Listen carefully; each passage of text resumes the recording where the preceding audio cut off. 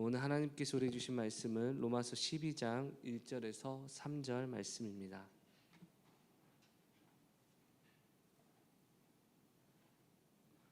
로마서 12장 1절에서 3절 말씀.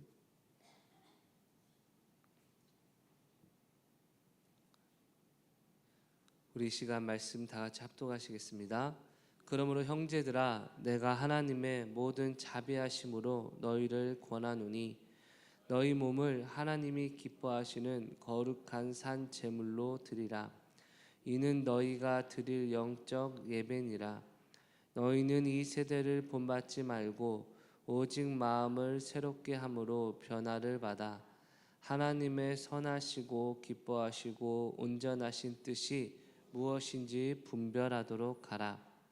내게 주신 은혜로 말미암아 너희 각 사람에게 말하노니 마땅히 생각할 그 이상의 생각을 품지 말고 오직 하나님께서 각 사람에게 나누어 주신 믿음의 분량대로 지혜롭게 생각하라. 아멘. 우리 옆 사람에게 인사하겠습니다. 하나님이 당신을 사랑하십니다. 여러분 건강관리 잘 하시고, 여러분 제가 지난주부터 약간 코가 근질근질 거려서 이제 병원에 이제 갔습니다. 원래 여러분 어른들 병원 가기 좋아합니까? 안 좋아하십니까? 안 좋아하잖아요, 그렇죠? 괜히 혼날까봐 걱정도 되고, 그렇죠? 그래서 저도 병원 잘 안 가는데 누가 그러더라고요. 목사님 초기에 잡아야 좋습니다. 그래서 갔습니다, 여러분. 갔더니 뭐 아직 이제 시작되려는 것 같은데 항생제는 쓸 필요 없고 이 약 먹으면 된다고 하는 겁니다, 여러분. 그리고 이번 한 주 동안 그 약을 먹었는데요, 참 이게 애매한 게 약 먹고 낮에는 좀 괜찮은데 밤만 되면 코가 시큰하고 약간 몸이 피곤하고, 그래서 비타민C 막 4개 먹고 자면 여러분 다음날 새벽에 정신 못 차리게 피곤했다가 다시금 낮 되면 괜찮아지고, 이게 계속 일주일 동안 반복됐습니다, 여러분. 아예 확 나빠버리면 병원에 한번 가든지 확 나아버리면 깨끗하게 되든지 할 텐데, 여러분 나은 것도 아니고 아픈 것도 아니고 아픈 것도 아니고 나은 것도 아니고, 지금도 코가 맹맹하면서도 또 콧물이 줄줄 흐르진 않고 상당히 애매합니다, 여러분. 그런데 여러분 이 질병은 얼마 지나지 않으면 다 낫겠지만 우리의 인생이나 우리의 신앙이 하나님의 뜻대로 사는 것도 아니고, 그렇다고 은혜 못 받는 것도 아니고, 그렇다고 은혜 받는 것도 아니고 은혜 못 받는 것도 아니고, 여러분 이게 상당히 난처하고 애매하지 않겠습니까? 그렇다면 어떻게 하면 은혜로운 삶을 살아갈 수 있을까요? 우리는 예배 전에 이곳에 계신 성령님이라는 찬양을 부르잖아요. 주님보다 앞서지 않고. 여러분 제 4살짜리 아들이요, 어느 순간 모르겠습니다, 언제 배웠는지 모르지만 주님보다 앞서지 않고 이러는 겁니다, 여러분. 계속 겸손하게 주님의 말씀 기다리니 여러분 주님 손에 우리를 드립니다, 사랑으로 인도하소서 이러는 겁니다, 여러분. 제가 너무 귀여워서 시아나 일로 와봐. 싫어요. 여러분 방금까지 주님보다 앞서지 않고 주님의 음성 기다리니 인도하소서라고 찬양을 부른 애가요, 아빠가 부르면요 싫어요 하고 안 옵니다, 여러분. 그 찬양을 의미를 모르고 있기 때문에 그런 거 아니겠습니까? 어쩌면 우리도 하나님 주님 뜻대로 삽니다, 사랑하는 아들아 딸아 기도해라 이리로 와라, 싫어요. 여러분 왜 우리가 이것도 아니고 저것도 아닌 애매한 상태에 있는지를 한 번쯤 점검하셔야 됩니다. 또 어떤 분은 이러실 수 있겠습니다. 목사님 저는 확실한 믿음 가운데 있고요, 흔들리지도 않고 하나님의 축복 안에 있습니다. 할렐루야. 부럽습니다. 네. 저 대신 나오셔서 설교하시고 나면 오늘 설교를 들으실 때 행복한 마음으로 들으시면 좋겠습니다. 그러나 저를 비롯한 많은 사람들이 은혜를 받은 것 같기도 하고 아닌 것 같기도 하다면, 여러분 한 번쯤 오늘 말씀 마음에 깊이 새겨서 변화되시길 주의 이름으로 축원합니다, 여러분. 오늘 본문은 로마서 12장의 첫 구절로 시작합니다. 로마서는 여러분 아시다시피 1장부터 16장까지 말씀이 있는데요, 많은 내용 가운데 1장부터 11장에 거쳐서 사도 바울은 하나님께서 자기 아들을 십자가에 달려 죽이시면서까지 저와 여러분을 사랑하시고 저와 여러분을 구원하신 그 은혜를 이방인이든 유대인이든 제한 없이 공정하게 하나님이 은혜를 베푸셨다라고 선포합니다, 여러분. 사실 오늘 말씀이 약간 부담되신다면 우리가 놓치고 있는 것이 무엇이냐?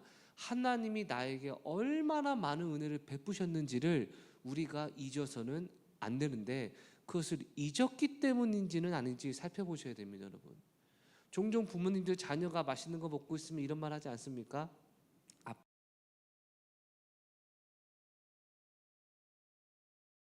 하는 애가 있습니다, 여러분. 이건 뭡니까? 안 준다는 겁니다. 그 눈빛은 뭐죠? 아니, 사준 건 고맙지만 왜 이걸 또 달라고 하냐? 여러분, 그럴 때 아빠의 마음은요, 다시는 너를 사주지 아니하리라, 뭐 이런 마음이 들죠. 그런데 아빠 드세요 하고 여러분 하면 어떻습니까? 어이구 고마워 우리 아들. 내가 사줬는데. 고맙다고 얘기합니다. 왜 그럴까요? 그 마음이 이뻐서겠죠, 그렇죠? 아버지가 사준 것이니까, 어머니가 사준 것이니까 엄마 아빠가 말할 때 당연히 내가 당연히 배려하고 따라야죠. 여러분, 이 마음의 핵심이 무엇입니까?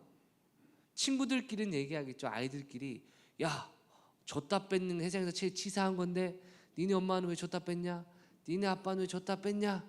근데 여러분, 부모의 사랑을 받은 자녀일수록 뺏는 게 아니라 그것도 부모님이 주신 건데 내가 드리는 게 마땅하지 라고 얘기를 하겠죠. 하나님께서 우리에게 하나님께 거룩한 산 제물 우리 삶을 드리라고 말할 때는 여러분, 이미 사도 바울은 1장부터 11장에 걸쳐서 길게 얘기한, 우리를 너무나 사랑하셔서 죄인인 우리가 지옥 갈 수밖에 없는데 우리를 구원하신 하나님의 그 자비하심이 우리를 향하고 있으니 그 자비하심으로 너희를 권하노니, 할렐루야. 다른 게 아닙니다. 은혜를 받았기에 은혜를 받은 자로서 주님께 나아갈 것을 권면하고 있는 것입니다, 여러분. 그렇기 때문에 저와 여러분이 정말 하나님의 이 자비하심의 은혜가 나에게 얼마나 흘러오고 있는가를 우리가 반드시 붙잡아야 될 줄 믿습니다, 여러분. 예전에 그런 영화를 본 적이 있습니다. 영화 제목인데 제가 제목은 좀 까먹었는데요. 이런 내용입니다. 어떤 아이가 엄마 아빠가 흑인인데, 자기도 흑인이고 엄마 아빠가 사실상 엄마는 뭐 집에 나갔던지 아버지는 알코올 중독이고 마약이던지 해서 여러분 이 아이를 그냥 방치시키고 있습니다. 그러니까 이 아이가 참 힘들게 사는데 우연히 백인인 친구 집에 놀러 갔다가 그 집에 화목한 가정의 이제 분위기에 압도가 됩니다. 와, 참 좋다. 그런데 여러분, 이 백인 부모가 이 아이의 사정을 이 친구를 자기 아들을 통해 듣고 난 후에 아들과 이 친구가 너무 친하니까 두 부부가 결단을 내립니다. 뭐냐? 우리 집에 양자로 들이자. 그래서 여러분 실제로 그 사람을 자기 집 아들로 삼습니다. 근데 이 아이가 여러분 뭐 다단한 건 없는데 등치가 크고 이렇게 힘이 좋으니까 한번 미식축구를 시켜볼까? 라고 해서 여러분 미식축구, 우리나라는 별로 인기가 없지만 미국은 어마어마하게 인기 있잖아요, 여러분. 그래서 미식축구 선수로 키워서 여러분 결국 NFL 정식 선수가 되어서 몇백억의 연봉을 받는 선수로 성장을 했습니다, 여러분. 그래서 이것이 너무 실화라서 이슈가 돼가지고 영화까지 만들어졌습니다. 그래서 많은 사람들이 그 영화를 보면서 이 백인 부부의 이 아이를 사랑하는 마음, 그리고 이 아이가 부모의 사랑을 알고 잘 성장한 것, 여러분 이것이 참 많이 회자가 됐는데요. 이제 그 선수가 은퇴하고 좀 몇 년 후에 들려온 얘기가 뭐냐면, 그 흑인 선수가 마이클 오원가라는 선수인데요, 자기 부모를 고소한 겁니다, 여러분. 왜 고소했냐? 영화 찍으면서 남은 개런티를 나한테 한 푼도 안 주고 부모랑 자식끼리만 알아서 헤쳐먹었다. 그거 내놔라 라고 소송을 건 겁니다, 여러분. 나중에 백인 부모가 뭐라 하냐면, 여전히 그는 우리 아들이고 그가 원한다면 이 뭐라 할까요? 입양했던 모든 권리를 포기할 것이고, 실제 영화 개런티가 얼마 되지도 않고 받은 것도 사실상 없다 라고 하면서 이야기가 이렇게 전개되더라고요, 여러분. 그래서 거기 댓글에 여러분 뭐가 적혔을까요? 머리 검은 짐승은 거두는 게 아니다. 참 씁쓸하게 결론이 그렇게 났더라고요, 여러분. 여러분, 하나님의 은혜를 잊어버리면 우리도 이러한 배은망덕한 모습이 얼마든지 나올 수 있습니다. 분명 언젠가는 내 기도 가운데 응답하셨고 나의 삶에 축복을 하신 주님, 내 삶에 평안도 허락하시고, 직장도 허락하시고, 배우자도 허락하시고, 대학도 허락하시고, 아니면 물질도 허락하시고, 좋은 관계도 허락하신 하나님, 너무나 감사한 그 삶을 살다가 어느 순간 나의 만족, 어느 순간 나의 유익을 쫓아가며 이 세상과 하나 되고 싶고, 이 세상에서 만족을 누리고 싶어서 조금씩 변질되다 결국 하나님을 떠나버린 삶들, 여러분 정말 많지 않습니까? 여러분, 사랑하는 성도 여러분, 사도 바울은 로마서 12장 1절 통해 이렇게 이야기합니다. 하나님의 모든 자비하심으로 너희를 권하노니 너희의 몸을 하나님이 기뻐하시는 거룩한 산 제물로 드리라. 이것이 너희의 영적 예배니라. 아멘. 여러분, 이것은 두 가지를 의미하고 있다고 생각할 수 있겠습니다. 첫 번째, 하나님이 우리를 사랑하신 은혜는요, 우리를 위한 것도 맞지만 우리로 하여금 그 은혜에 감사하여 하나님께 찬양 돌리고 예배하도록 우리를 부르셨다는 것입니다. 여러분, 하나님은 성경에 분명히 이야기하십니다. 이 백성은 내가 나를 위하여 지었나니 나의 영광을 찬양하게 하려 함이라. 아멘. 또한 신약 성경의 베드로도 얘기하죠. 너희를 어두운 데서 불러내어 하나님의 기이한 빛을 들어가게 하사 사랑의 아들의 나라로 옮긴 것은 하나님의 아름다운 덕을 선포하게 하려 함이라. 아멘. 여러분, 분명 우리에게 주시는 은혜가 우리를 향한 것이지만 또한 하나님은요, 그 은혜를 받은 우리가 하나님께 영광 돌리고 하나님께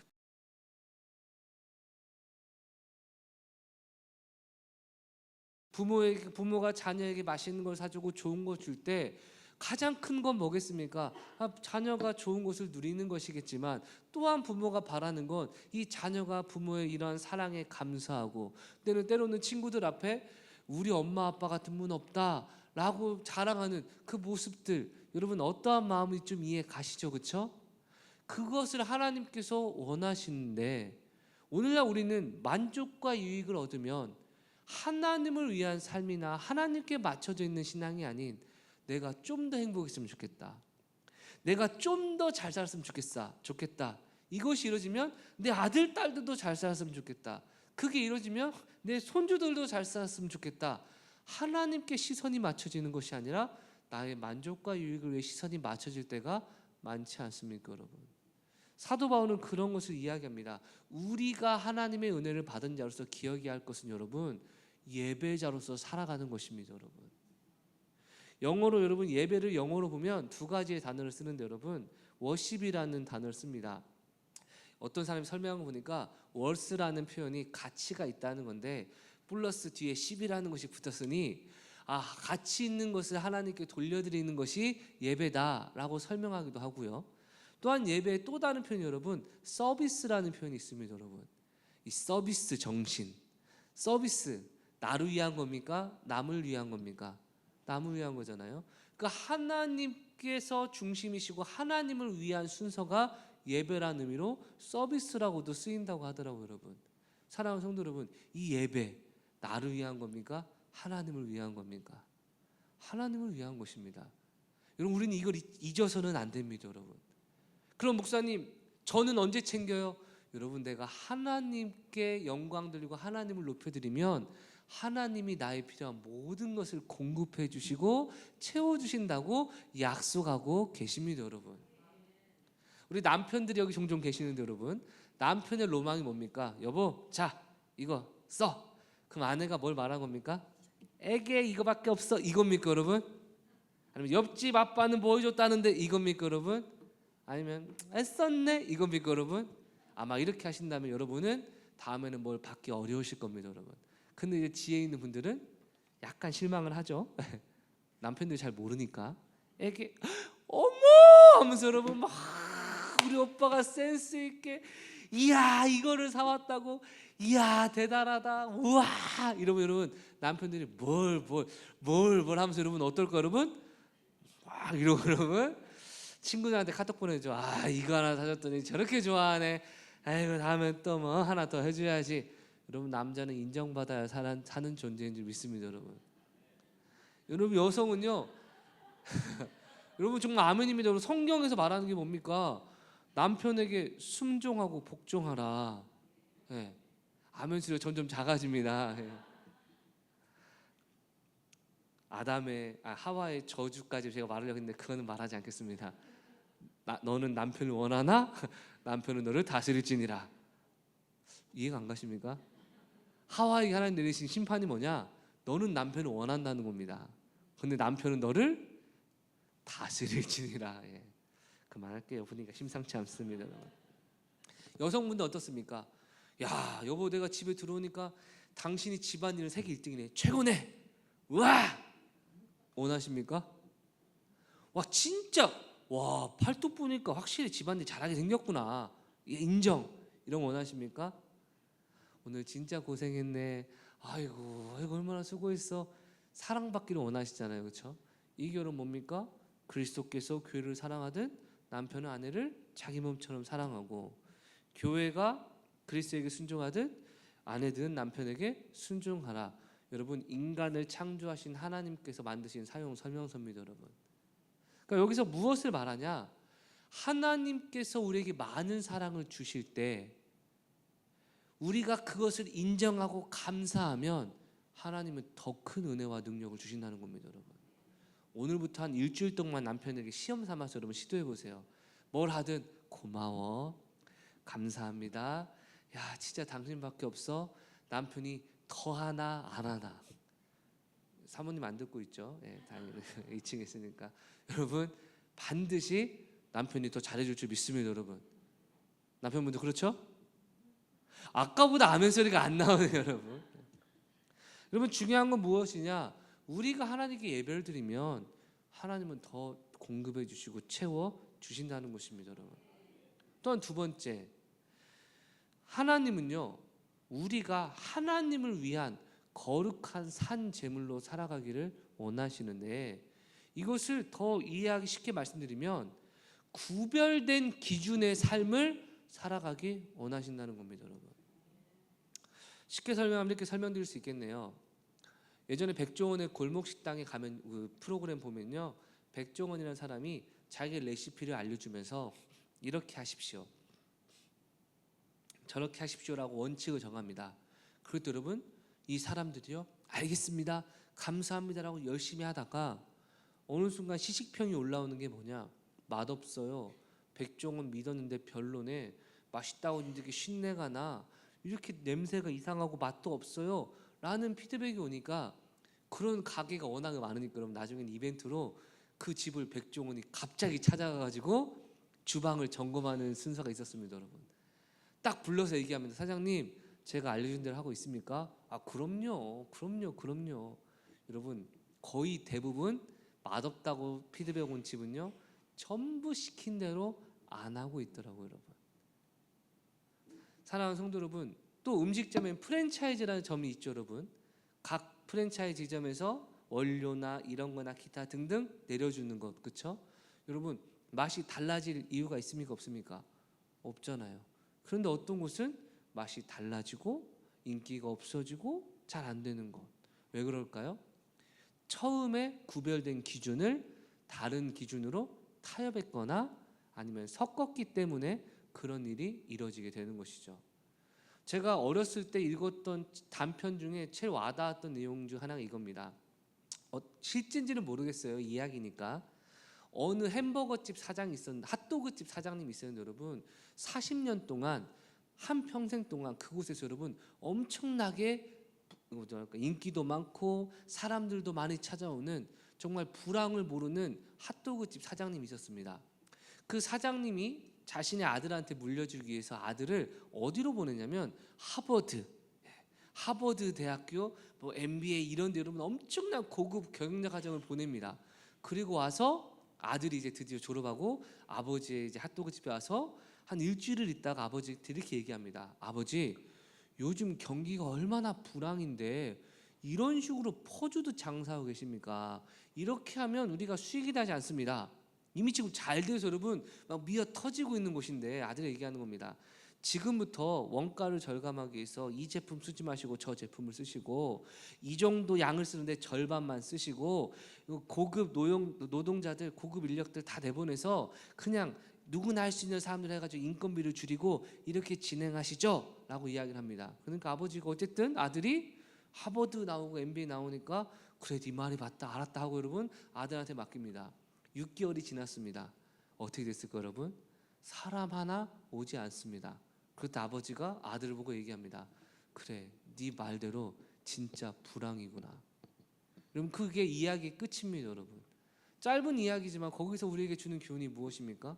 수많은 사람들이 찾고 인기가 있고 좋았던 모든 기준을 타협한 결과 이제 아무도 찾지 않는 핫도그점이 됐다라는 것. 여러분 하나님께서는 우리 몸을 거룩한 성전으로 삼으셔서 저와 여러분에게 함께 임재하여 주시고 우리에게 가르쳐 주시고 축복하시는 줄 믿습니다. 여러분 하나님께서 우리의 삶을 우리의 몸을 하나님이 기뻐하시는 거룩한 산 제물로 드리라는 표현은요 우리를 귀찮게 하고 힘들게 하기 위함이 아니라 우리에게 계속해서 은혜 베푸시고 축복하시기 위해 이 세대의 악함과 죄악을 타협하지 않는 구별된 성도, 하나님 말씀 안에 거하는 성도로 살아가기를 원하시는 것입니다. 여러분 그런데 우리의 삶 가운데 어떤 일이 벌어지냐? 2절의 위협이 찾아오는 것입니다. 2절입니다. 너희는 이 세대를 본받지 말고. 아멘. 여러분 이 세대의 가치관, 이 세대의 정신, 이 세대가 좋아하는 윤리와 도덕 이것들을 우리가 여러분 본받게 되면요 그때부터 하나님의 성도된 우리의 삶이 붕괴되기 시작한다는 것을 기억하셔야 됩니다.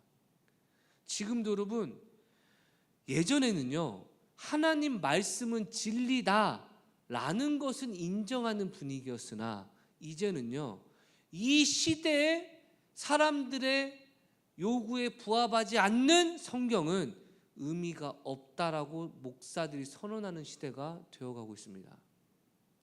이 시대 사람들에게 전부 외면당하면 진리 지켜봤자 무슨 소용이 있냐 라는 잘못된 목사들의 의견이 교회를 침범하고 있고 많이 잠식당하고 있는 시대에 우리가 살고 있습니다. 여러분 아닙니다. 여러분 우리는 이 세대의 가치관을 본받으면 안 되는데 저와 여러분 모두가 어느 순간 알게 모르게 주변의 사람들의 가치관과 생각을 따라가고 있지 않습니까? 물론 여러분 제가 저기 스님의 말을 바로 따르겠습니까? 목사님 예배할 때 목탁 두드리면 분위기가 좀 한결 살아납니다. 내게 강가 이렇게 하겠습니까 여러분? 그런 얘기는 안 듣겠죠. 그런데 무서운 건 교회의 목사님, 다른 목사님의 비성경적인 주장을 들으면 유혹될 가능성이 있겠죠. 교회 안 믿는 사람들이 하는 말이 우리에게 영향을 끼칠 수 있겠지만 교회를 다니고 있는 사람들이 성경이 아닌 이야기를 할 때 영향받을 가능성은 있겠죠. 그런데 오늘 주님 뭐라 말씀하십니까? 2절입니다. 너희는 이 세대를 본받지 말고 오직 마음을 새롭게 함으로 변화를 받아 하나님의 선하시고 기뻐하시고 온전한 뜻이 무엇인지 분별하도록 하라. 아멘. 하나님의 뜻을 분별하라고 말씀합니다. 할렐루야. 근데 하나님의 뜻을 분별할 수 있도록 우리가 노력하는 것은 무엇입니까? 마음을 새롭게 하는 것입니다. 여러분 사실 마음은 나의 감정이고 나의 어떤 느낌이고 주관적인 영역이 아닙니까 여러분? 내가 하고 싶은 대로 하고자 마음을 딱 굳게 여기는 순간부터 마음이 굳어갑니까? 마음이 새로워집니까? 굳어가는 걸 느끼실 겁니다. 사실 저는 이제 43살인데 여러분 벌써 이 나이가 되니까 마음이 새로워지는 경험이 글쎄요 얼마나 있을까? 신앙 영역을 제외하면요 어떤 소설을 읽거나 어떤 영화를 보거나 누군가 무슨 이야기를 할 때 와, 그 말 들으니까 내 마음이 좀 새로워지고 몽글몽글해지고 좀 마음이 움직이고 이런 경험이 나이가 들수록 여러분 많아질까요? 적어질까요? 여러분도 아시겠네요. 점점 마음이 굳어져 가고 누가 무슨 말을 해도 그럴 수 있지만 뭐 나는 그렇게 생각하지 않아가 정당화되는 이 굳어진 마음으로 우리가 살아가는데 주님은 뭐라 하십니까? 하나님의 선하시고 온전한 뜻을 분별하기 위해서는 굳어진 마음을 하나님의 말씀으로 새롭게 함을 매 순간 받아야 하는 겁니다, 여러분. 어떻게 보면 이 주일 예배가 무슨 순간입니까? 일주일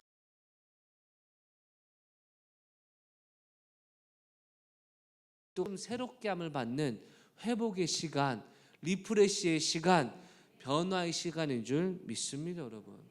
그래서 우리는 이 세대를 본받으면 안 됩니다. 요즘에요, 이게 인기입니다. 요즘에 저게 인기입니다. 여러분, 하나님의 말씀에 비추어서 우리가 취사 선택해야지, 인기 있다고 싹 바꿔도 안 되고, 여러분, 인기 없다고 싹 바꿔도 안 됩니다. 하나님의 말씀이 기준이 되어야 한다는 것이죠, 여러분. 사랑하는 성도 여러분, 여러분의 삶은 어떠십니까?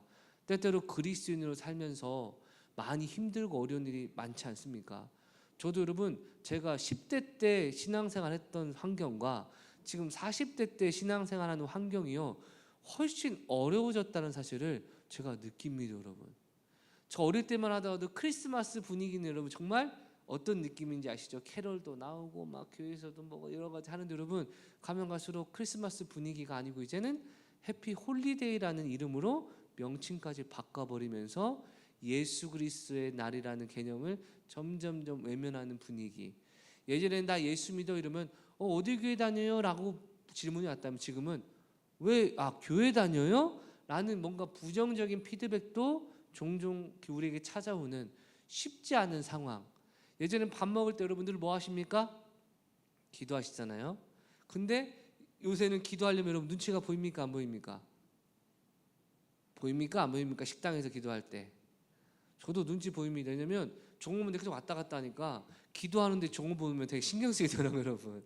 근데 개인 기도할 때도 신경 쓰는, 뭔가 분위기가 가면 갈수록 신앙생활하기 어려운 분위기에 따라갈 때 우리가 나도 모르게 이 분위기에 편승해서 하나님의 뜻을 구하기보다는 내가 편한 것, 사람들이 좋아할 만한 것을 추구하며 나아갈 가능성 많습니까? 적습니까?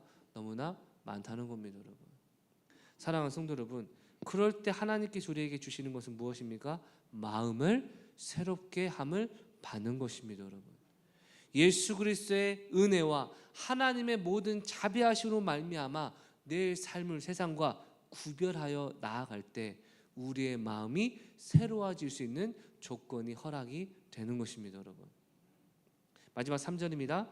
내게 주신 은혜로 말미암아 너희 각 사람에게 말하노니 마땅히 생각할 그 이상의 생각을 품지 말고 오직 하나님께서 각 사람에게 나누어 주신 믿음의 분량대로 지혜롭게 생각하라.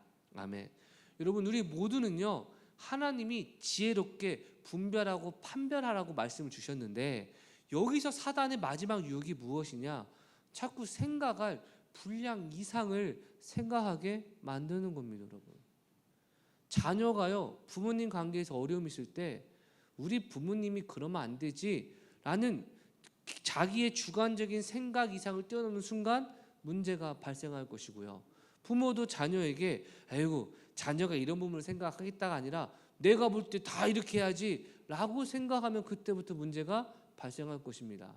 학생과 교사 관계에서도 서로 간의 생각의 분량을 넘어서면 그때부터 문제가 벌어지는 것입니다. 여러분, 신앙도 마찬가지고 교회도 마찬가지고 사역도 마찬가지입니다. 내가 생각할 분량 이상을 생각하는 순간 항상 문제가 벌어집니다. 하나님은 교회에 질서를 두시기도 하셨고요, 하나님은 뒤에 교회 담당자로 두시긴 하셨는데 그 질서에서 이탈되어서 내 생각보다 한 단계 더 나아가는 순간 우리는 하나님의 뜻을 분별하기보다는 나의 욕심과 뜻과 나의 생각을 하나님의 뜻처럼 주장하는 일이 벌어질 가능성이 크다는 것입니다, 여러분. 저는 제 아들한테 강조하는 것 중 하나가요, 거짓말하지 말라와 뭐 텔레비전이나 아니면 아이패드 같은 걸 가까이 보지 말라는 거 늘 얘기하는데요. 그래서 이제는 애들이 이렇게 보다가 멀리 봐 그러면 바로 이렇게 쭉 뻗고 여러분 이제 멀리 보는데, 제가 제 첫째 아들이 요새 좀 나이가 들면서 조금씩 이제 초등학생 1학년인데 여러분 친구들과 놀다가 좀 뭘 배웠는지 자꾸 조금씩 말 이상하게 약간 틀어서 하는 걸 봤기 때문에 제가 얘기했습니다. 너 거짓말 이제 하다 걸리면 아이패드 일주일 동안 금지다. 알았다고. 근데 여러분 아까 딱 올라갔는데 얘가 여러분 마이구미를 막 뜯어서 먹고 있는 겁니다. 그래서 제가 물었습니다. 이거 엄마가 먹으라고 했어? 그랬더니 예, 엄마가 먹으라고 했어요. 아, 엄마 허락 받았어? 예, 엄마 허락 받았어요. 그렇구나. 그럼 먹어. 대신 제가 또 하나 했죠. 아빠 하나만 줄래? 줬을까요? 안 줬을까요? 줬습니다, 여러분. 그래서 먹고 이거 있는데 좀 이따가 엄마가 들어오는 겁니다, 사무실에서. 엄마, 지훈이 저거 먹으라 허락했다며? 예? 예? 지훈이가 물어본 적도 없고 허락받은 적도 없는데요. 강지훈 일로 와. 딱 왔더니요, 표정이 이러는 겁니다. 어떻게 된 거야? 허락받았다면서. 그래서 눈물을 흘리기 시작하더니 허락받았다면서. 아빠한테 거짓말한 거네. 너 아이패드 일주일 금지. 아빠 분명히 약속했어. 가. 그랬더니 그때부터 뭐라 가냐? 몰랐어요. 뭘 몰라? 마이구미를 먹을 수 있도록 엄마한테 허락을 받았는지 안 받았는지를 몰랐기 때문에 이랬다는 겁니다. 모르긴 뭘 몰라. 엄마한테 물어본 적 없지. 엄마 허락받은 적 없지. 그러니까요, 엄마가 허락했는지 안 했는지를 몰라서. 사랑하는 성도 여러분, 말도 안 되는 핑계라고 더 혼났지만 그럼 100번 양보해서 진짜 몰라서 그랬다고 칩시다, 여러분. 그래도 여전히 잘못이 뭐가 있습니까? 모르면 모른다고 하지 왜 엄마가 마땅히 허락할 것이다라는 네 생각 분량 이상 생각을 했냐? 근데 여러분 죄송하지만 제 첫째 아들 같은 실수를 많은 분들이 기도하다가 내 느낌에 딱 하나가 되면 하나님의 뜻이구나.